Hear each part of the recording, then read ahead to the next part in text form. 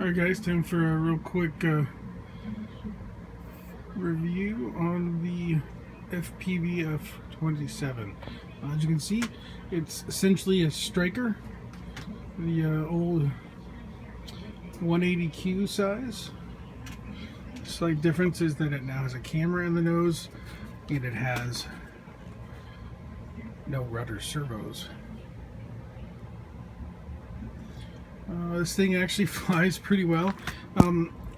Strangely enough, it's a 3-position switch. However, the 2 positions are going to be the safe mode, and then the 3rd position is going to be essentially the AS3X, which is, it's not quite agility mode, but it's more like an agility mode. So just flies where you point it, can help counteract any wind that you run across, but you are in full control of the airplane. I have done a couple quick little simple mods that I did on my old striker. As you can see on the leading edge of the wing, I have put some packing tape just to kind of protect it a little bit from belly landings. I've also done it here in this little section, so you get the reflection there, you can see. And I've also put it on the belly, just from all the belly landings. You get some dirt and mud and abrasion on there. Quick little tip. I do have a piece of little strip of packing tape across these little servo covers. And the reason for that is this particular one right here, I came back from my maiden flights at the park and it was gone. Luckily I went back with my daughter and we found it. Bright red thing sticking out in a bunch of dead dry grass, pretty easy to find. However, it is well glued on there. The problem is that it catches on the grass and it just fell right off. This one over here was a little bit loose, so I did just pull it off and re-glue it.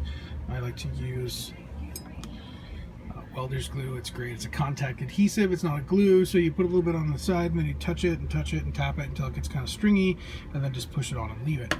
And then what I did was just a little strip of packing tape, just in case the glue comes loose. It will make sure you do not lose it.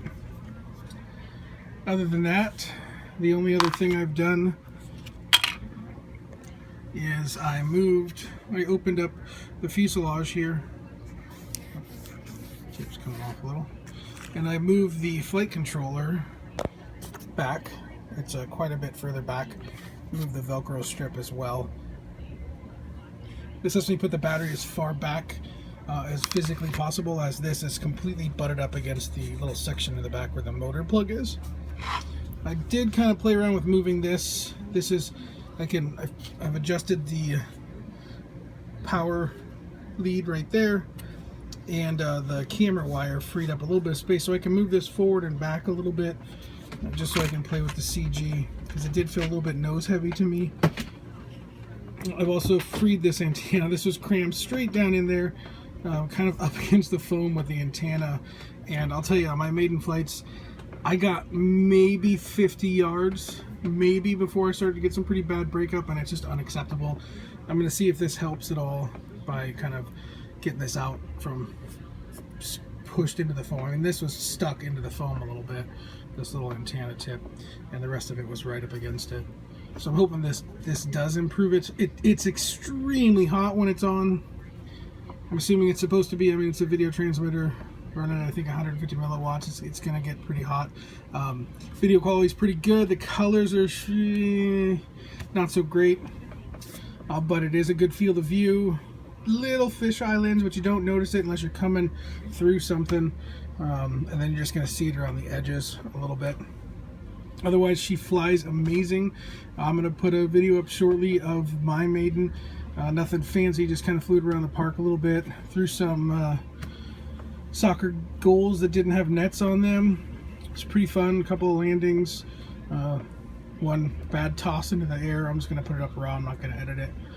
But again, that was before I moved everything back a little bit. So I'm hoping on the next flight it will fly a little bit better. One quick thing, I'm not sure if this is supposed to be like this. I will show you. I'm gonna plug in the battery. It's pretty hard with one hand.